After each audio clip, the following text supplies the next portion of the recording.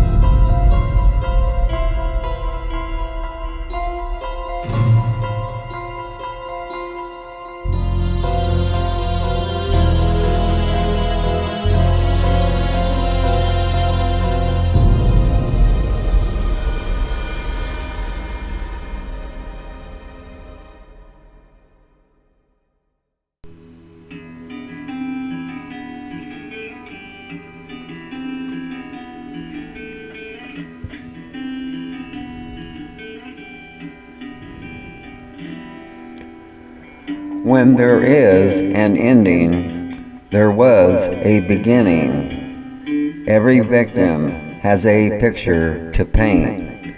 Every true crime has its time and place. Please join our MJ Podcast, the series Deep into the Woods, Missing Persons, Unsolved Crimes, and the Does.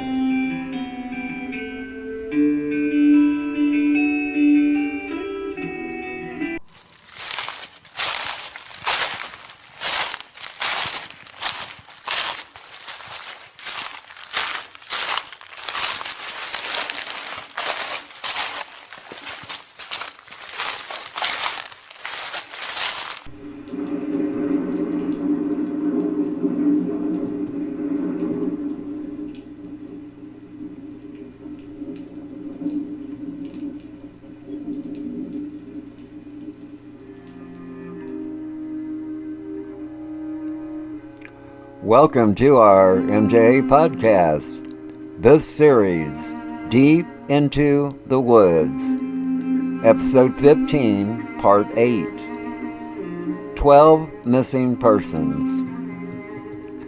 The NCIC statistics for missing people number over 600,000 a year. There are many missing children and adults that are quickly found alive and well. However, tens of thousands of individuals remain missing. It's here on this podcast we will profile 12 such cases. The best known sites for missing person cases are the DOE Network, which was the first of its kind and a volunteer-ran site. The Charlie Project, also a volunteer site, and sometimes they have more info on a case than the DOE Network. Then came NamUs, a government website. The Doe Network was the model for this government site. NamUs usually has more info concerning the case.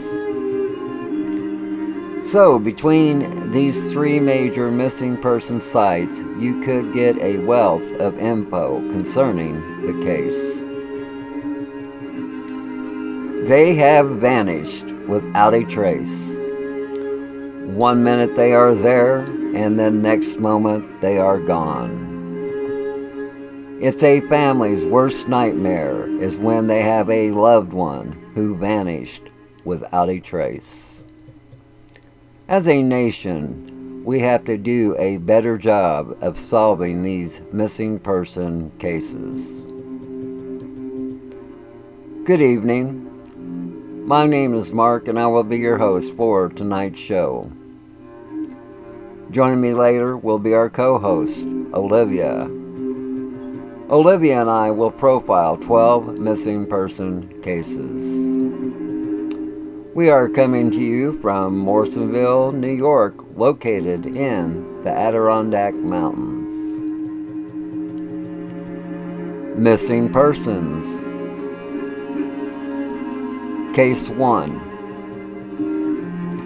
On April 5, 2006, 29-year-old Ronnie Bernard Harris, a black male, went missing and vanished without a trace from Selma, Alabama.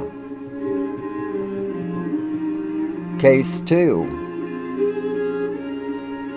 On July 26, 1986, 16-year-old Rosa Maria Valentine, a Hispanic female, disappeared and vanished without a trace from Hartford, Connecticut. Case 3. On August 12, 2001, 17-year-old Paul David Sanders, a white and Hispanic male, went missing and vanished without a trace from Mesa, Arizona. Case 4. On April 8, 1988, 22-year-old Valerie Coates, a black female, disappeared and vanished without a trace from Warner Robins, Georgia. Case 5. On April 4, 1999, 46-year-old Lloyd Lynn Wood, a white male, went missing and vanished without a trace from Brinkley, Arkansas. Case 6. On September 14, 2001, 20-year-old Amber Chanel Hoops, a white female, disappeared and vanished without a trace from Idaho Falls, Idaho. Case 7. On February 16, 1983, 51-year-old Robert Glenn Bennett, a white male, went missing and vanished without a trace from Whittier, California. Case 8. On June 8, 1990, 30-year-old Jerry Lynn Duvall, a white female, disappeared and vanished without a trace from Shorewood, Illinois. Case 9. On February 14, 2007, 25-year-old Casey Scott Berry, a white male, went missing and vanished without a trace from Blanca, Colorado. Case 10. On December 27, 2000, 35-year-old Karen Jo Smith, a white female, disappeared and vanished without a trace from her home in Indianapolis, Indiana. Case 11. On March 31, 1982, 41-year-old Charles David Hope, a white male, went missing and vanished without a trace from Hernando Beach, Florida. Case 12. On February 23, 1999, 39-year-old Star Gail Boomer, a white female, disappeared and vanished without a trace from Kansas City, Kansas. Let's take a pause for the cause, and when we return, our co-host Olivia will be on the line. Olivia and I will profile 12 missing person cases. Be back in a moment.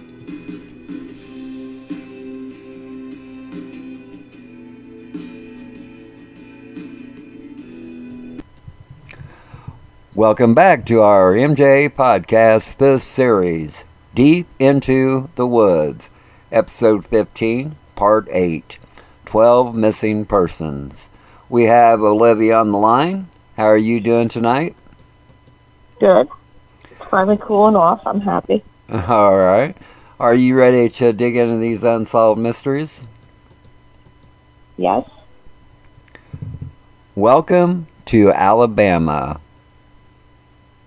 The Doe Network has 80 males listed as being missing from the state of Alabama. Case 1. Welcome to Selma, Alabama. Missing male. It was on April 5th, 2006 is when 29-year-old Ronnie Bernard Harris, a black male, went missing and vanished without a trace from Selma, Alabama. It was on that day that Harris was last seen en route from Selma, Alabama to Montgomery, Alabama. The 29-year-old Harris left his community about 3 a.m. on his way from his mother's house to his cousin's home in Montgomery, Alabama.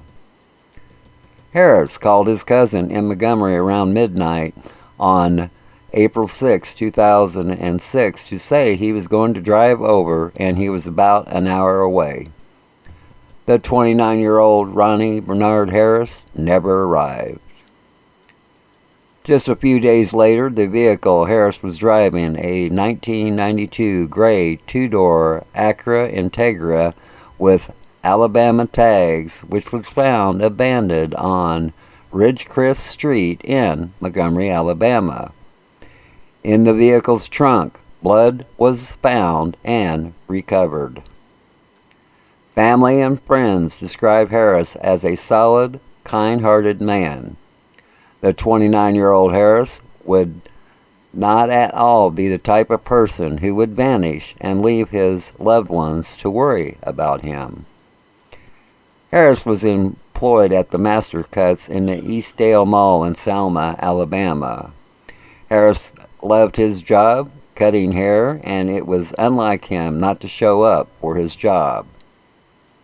On April 7, 2006, a missing persons report was filed for the 29-year-old Ronnie Bernard Harris of Selma, Alabama. Law enforcement believe foul play is involved in the disappearance of Harris. If you have any info concerning this case, please call the Montgomery, Alabama Police Department at 334-241-2651 or the Alabama Department of Public Safety at 1-800-228-7688. Welcome to Connecticut. The Doe Network has 30 females as being missing from the state of Connecticut. Case 2. Welcome to Hartford, Connecticut. Missing female. It was on July 26, 1986, when 16-year-old Rosa Maria Valentin, a Hispanic female, disappeared and vanished without a trace from Hartford, Connecticut. It was on that day when the 16-year-old Valentin was last seen walking home from work. Witnesses told police that Valentin was picked up by an unidentified Hispanic man driving a white Ford Mustang Cobra. The 16-year-old Rosa Maria Valentin was never seen again. Valentin was seen with registered sex offender Pedro Miranda from New Britain, Connecticut. Rosa Valentin had told her sister that she had recently met Miranda and thought he was nice. The sex offender Miranda was interviewed by Hartford police. Miranda denied being with Valentin and said he last saw her on July 25th, 1986, the day before the 16-year-old Valentin disappeared. The sex offender Pedro Miranda was charged in December 2008 in connection to the homicides of 16-year-old Rosa Valentin and two other Hartford girls during the 1980s. Those other victims were 13-year-old, I don't know how to say that, Mayra Cruz and 17-year-old Carmen Lopez. DNA found on Carmen Lopez's body matched Miranda. Being a registered sex offender, law enforcement was already looking at Miranda during the investigations of the disappearances of the other girls. The 16-year-old Rosa Valentin's body has never been found. Law enforcement presumes that Valentin is dead due to the circumstances of the case. If you have any info concerning this case, please call the Hartford Police Department, Detective Michael Sheldon, at 860-667-6292. Welcome to Arizona. The Doe Network has 88 males listed as being missing from the state of Arizona. Case 3. Welcome to Mesa, Arizona. Missing male. It was on August 12, 2001 is when 17-year-old Paul David Sanders, a white and Hispanic male, went missing and vanished without a trace from Mesa, Arizona. On August 11, 2001, in the early morning hours, Paul Sanders was last seen when he left his father's house in Mesa, Arizona. The 17-year-old Sanders was driving his father's silver Chevrolet pickup truck. On August 14, 2001, according to the Mesa Police Department, the truck Sanders had been driving was pulled over for a minor traffic violation in Tucson, Arizona. Before the responding officer could confirm the identity of the driver, the truck sped away and a high-speed chase ensued. The chase was called off due to bad weather conditions. The next morning, the truck was located, crashed, and abandoned on the side of a steep hill in a remote area in the Sierra Catalina Mountains. The 17-year-old Paul Sanders' wallet with driver's license and his cell phone were under the seat, and the car keys were still on the console. The 17-year-old Sanders had cashed his paycheck from work the day before he vanished, but the cash was not found in the wallet or in his vehicle. All indications claim that foul play is involved in the disappearance of 17-year-old Paul Sanders from Mesa, Arizona. If you have any info concerning this case, please call the Mesa Police Department, Daryl Wigg, at 480-644-2211. Welcome to Georgia. The Doe Network has 60 females listed as being missing from the state of Georgia. Case 4. Welcome to Warner Robins, Georgia. Missing female. It was on April 8th, 1988, when 22-year-old Valerie Coates, a black female, disappeared and vanished without a trace from Warner Robins, Georgia. On April 9th, 1988, the 22-year-old Coates was reported missing. On April 8th, 1988, Valerie Coates was last seen at the Houston Mall in Warner Robins, Georgia. The 22-year-old Coates was also part of what was then a cadet program offered through Warner Robins Police Department. Police believe Coates was murdered in a wooded area in Pulaski County, possibly near Hawkinsville, Georgia. A suspect serving a life sentence for another murder has claimed that him and Coates shared a home in Hawkinsville, Georgia, suspect is the one that reported the 22-year-old Coates missing from the Houston Mall. The suspect filed the missing persons report on April 9th, 1988. The suspect later said that Coates came back to the Hawkinsville house, and that is when she was killed. The suspect told law enforcement that an ex-girlfriend committed the murder, but that he buried Coates. Law enforcement dug in an area for a period of 4 to 5 days, and the body of 22-year-old Valerie Coates was never found. Foul play is involved concerning the disappearance of the 22-year-old Coates because of the circumstances of the case. If you have any info concerning this case, please call the Warren Robins Police Department at 478-929-1170. Welcome to Arkansas. The Doe Network has 62 males listed as being missing from the state of Arkansas. Case 5. Welcome to Brinkley, Arkansas. Missing male.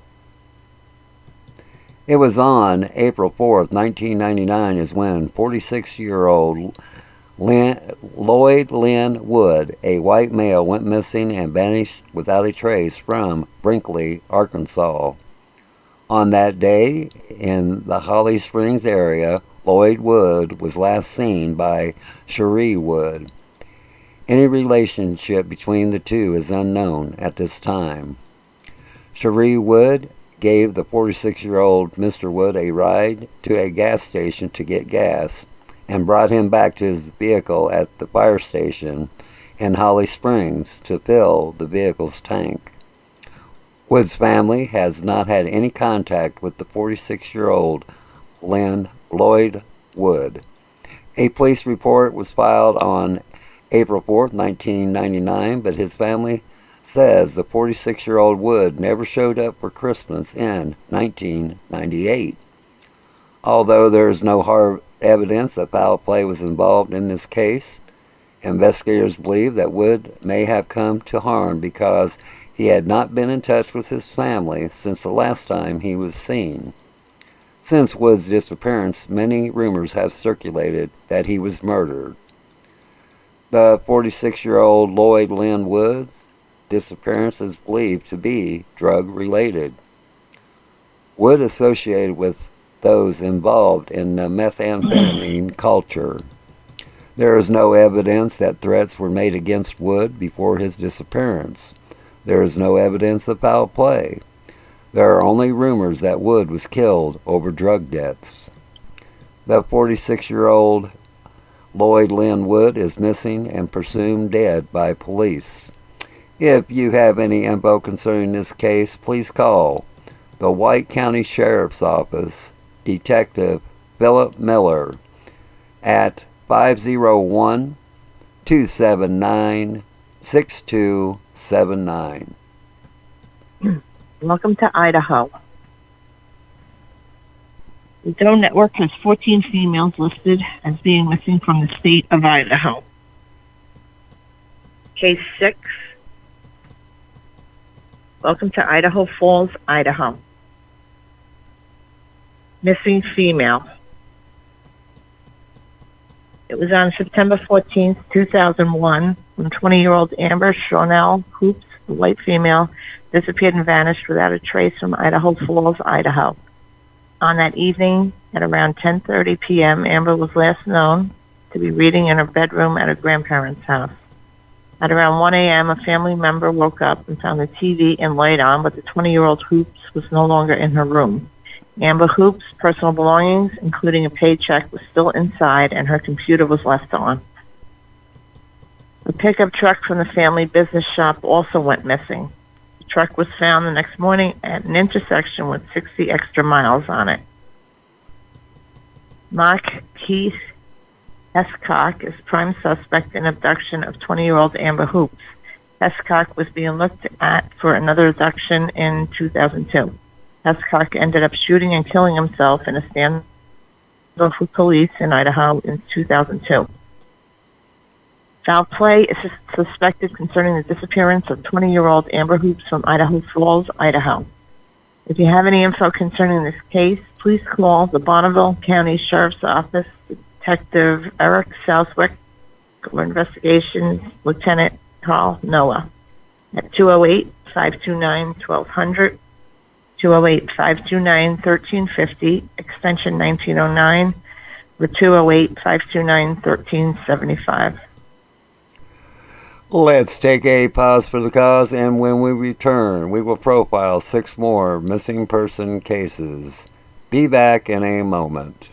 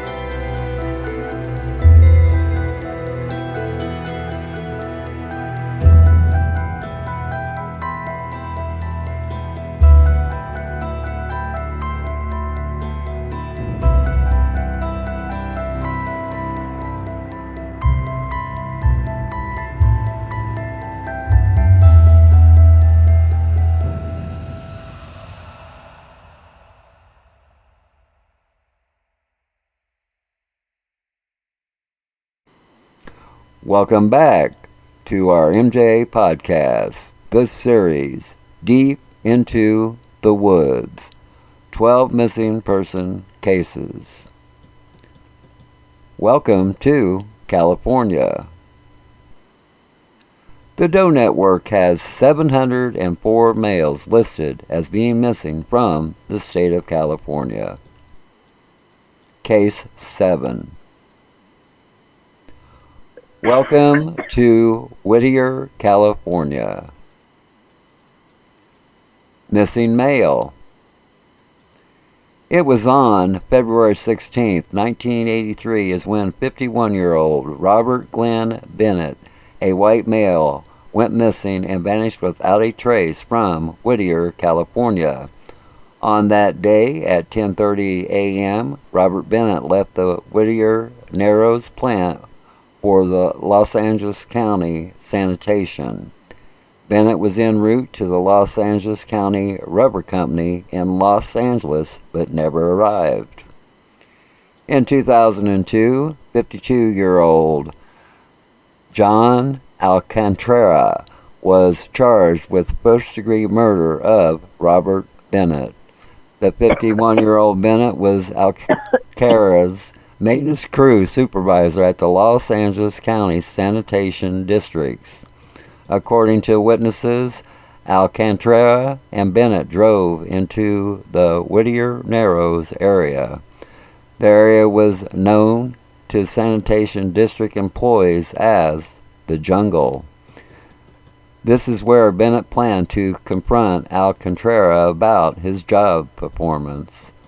Alcantara then allegedly shot Bennett in the head, then returned to the scene to dismember the body with an axe and put the remains in garbage bags.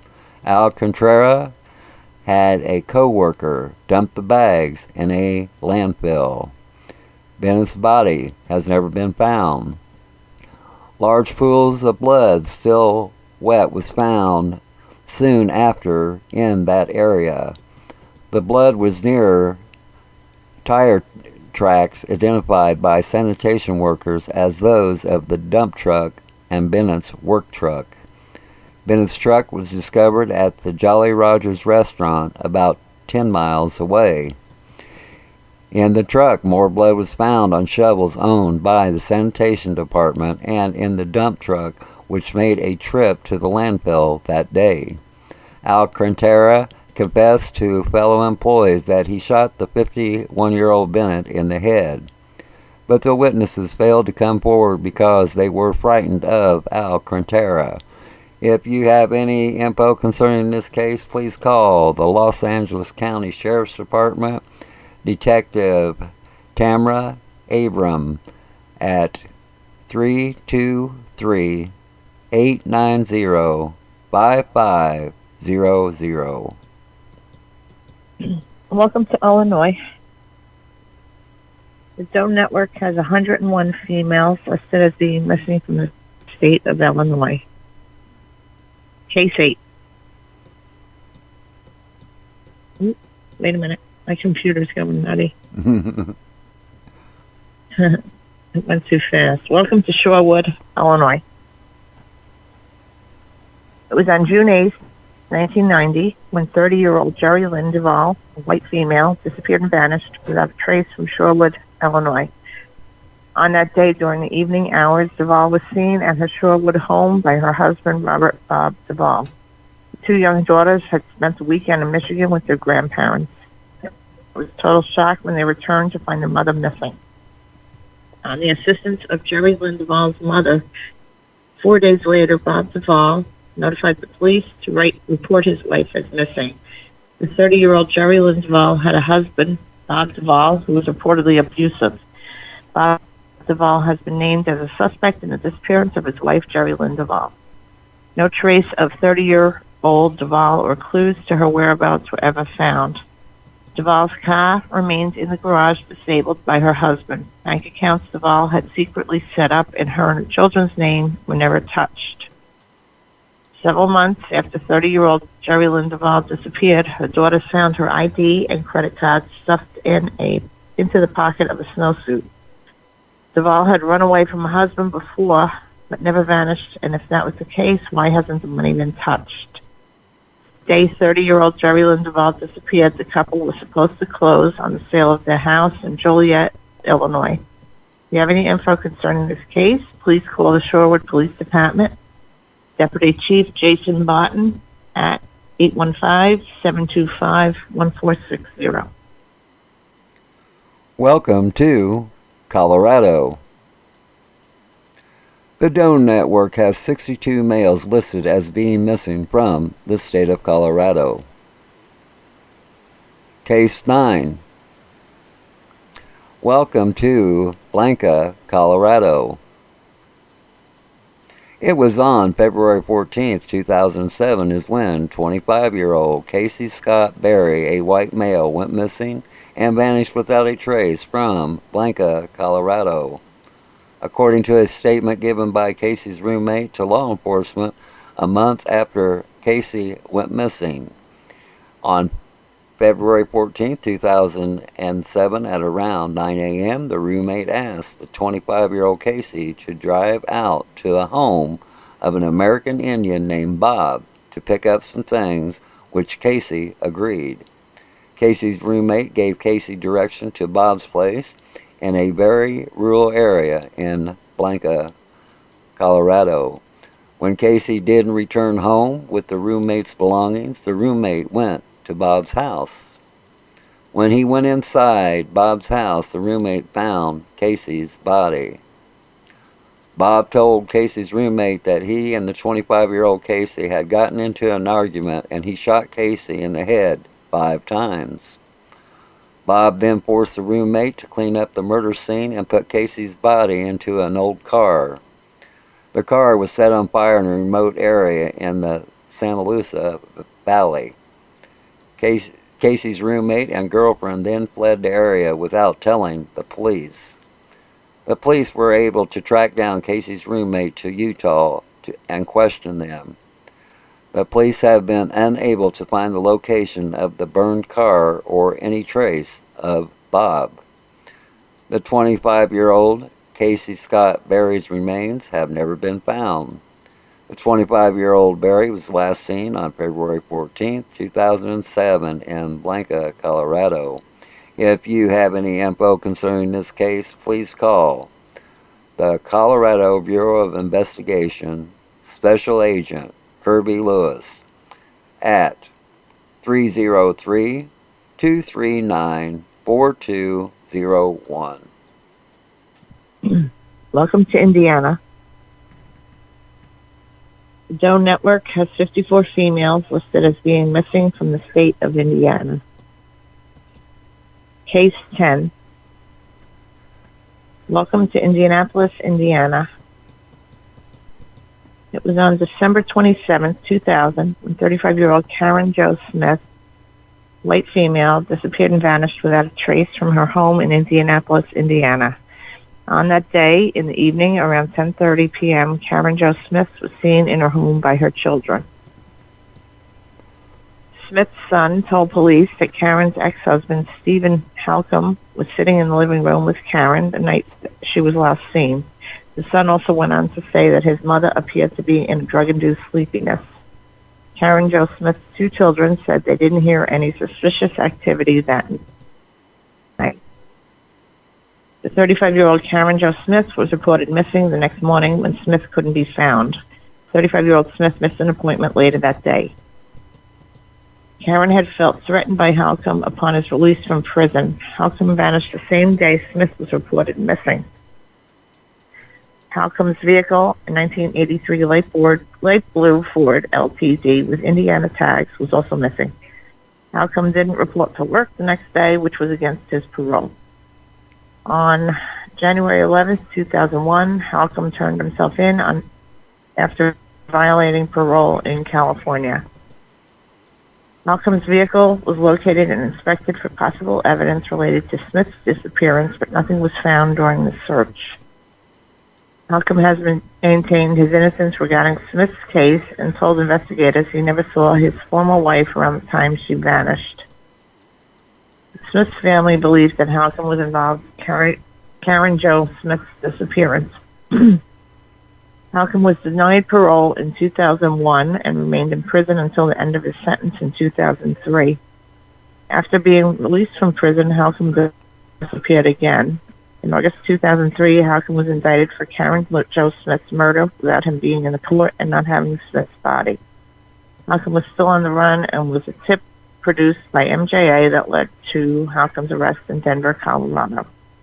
Tip was a long shot as an investigator learned things along the way. One of those things was that there was a shelter in Denver, Colorado that back in the 1970s you could avoid an arrest if you went there. The shelter had work details where you got paid cash every day. Back then, they didn't require IDs. So by chance, the shelter still had these practices. It needed to be checked out. We passed that to Patty Bishop, a Smith family member who passed it along to law enforcement. That's where Halcomb was found, and he actually had to use his ID to get shelter and work for the shelter. He had changed their practices. In December 2004, Halcomb went on trial for 35-year-old Karen Jo Smith's murder. During the court hearings, a cellmate of Halcomb's testified he heard Halcomb confess to strangling Smith. Prosecutors produced other evidence that Halcomb abused and stalked Smith. Halcomb even tried to hire an undercover police officer to kill the 35-year-old Smith before her disappearance. Halcomb was convicted of Smith's murder in December 2004 and was sentenced to 95 years in prison. Halcomb will not be eligible for parole until he is in his 80s. Halcomb maintains his innocence in Smith's case. Smith's loved ones have stated that it is very uncharacteristic of her to leave without warning. The 35-year-old Smith is very devoted to her two children who are now being cared for by relatives. Karen Jo Smith has never been found, but foul play is suspected in her case due to the circumstances involved. Karen Jo Smith's case became her very first case on June 1st, 2001. MJA grew rapidly because of Karen Jo Smith's family, who saw our work firsthand. If you have any info concerning this case, please call the Indianapolis Metro Police Department, Detective Chester Price at 317-327-6160. Welcome to Florida. The Doe Network has 234 males listed as being missing from the state of Florida. Case 11. Welcome to Hernando Beach, Florida. It was on March 31st, 1982 is when 41-year-old Charles David Hope, a white male, went missing and vanished without a trace from Hernando Beach, Florida. On April 6, 1982, Charles Hope, a real estate broker from Hernando Beach, Florida, was reported missing. On March 31st, 1982, 41-year-old Charles David Hope was last seen walking out of the Redfish Seafood and Steakhouse restaurant in Hernando Beach. Hope's uncle sat and drank with Charlie that night at the Redfish. The uncle said Hope didn't appear to be agitated or anything. His only concern was to get back to his girlfriend's house. On April 6, 1982, the 41-year-old Hope's vehicle was found at his real estate office. No one has seen or heard from Hope since that day. Hope was a business leader. Hope was a well-known figure in the Hernando night spots where he performed the nearly impossible task of juggling multiple romantic relationships in the area where everyone knew everyone. There has been no activities on his social security number since the 41-year-old Hope's disappearance. Hope has no reported communications with any friend or family members. 2 months before disappearing, Hope had resigned from his post as the chairman of the Hernando Port Authority. The fact that Hope headed the Port Authority sometimes fuels speculations about connections to the tons of marijuana known to have been smuggled across the country's marshy coast. Could there be some type of connection to this avenue? The 41-year-old Charles David Hope remains missing from Hernando Beach, Florida. If you have any info concerning this case, please call the Hernando County Sheriff's Office at 352-754-6830. Welcome to Kansas. The Doe Network has 40 females listed as being missing from the state of Kansas. Case 12. Welcome to Kansas City, Kansas. It was on February 23rd, 1999, when 39-year-old Star Gail Boomer, a white female, disappeared and vanished without a trace from Kansas City, Kansas. In the early afternoon on that day, Boomer and her roommate arrived at Uncle Mike's bar after running errands. Eyewitness account. While they were drinking, Boomer's roommate saw a man believed to be a stranger to Boomer knock her from her bar stool. No words were spoken between them prior to the accident. The man was forced to leave the bar, and the 39-year-old Boomer insisted that she was all right. The roommate left, planning to return in a few hours to pick up Star Boomer. When the roommate returned, she was told Boomer had left with two men in a light-colored car. Star Boomer, a 39-year-old white female, has not been seen since. Star Boomer was reported missing on February 28, 1999. After an investigation in which witnesses were reluctant to come forward, police concluded Star Boomer was beaten to unconsciousness or death inside the bar on the night she disappeared. The two men carried the 39-year-old Boomer outside, put her in a vehicle and drove away. In October 1999, 2 men were charged with second-degree murder in connection with Star Boomer's disappearance. Charges were dismissed when none of the other dozen patrons in the bar that night would testify, likely from intimidation tactics. Foul play is suspected in 39-year-old Star Boomer's disappearance from Kansas City, Kansas. If you have any info concerning this case, please call Kansas City Police Department, Detective William Carpenter, at 913-288-7248. Okay, Olivia, is there anything you'd like to add to any of these cases? It just seems like in some of them there was an awful lot of bloodshed, and I just don't get that. You can't find the body for it,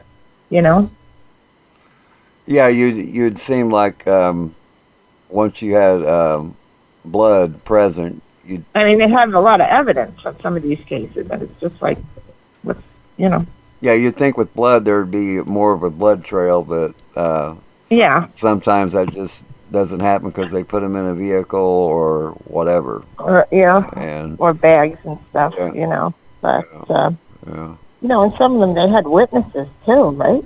And they just didn't want to come forward. Matter of fact, there's a podcast we're going to be doing coming up where this hunter discovered remains of a missing girl, and he didn't report it until the next day because he didn't want it to ruin his hunting day.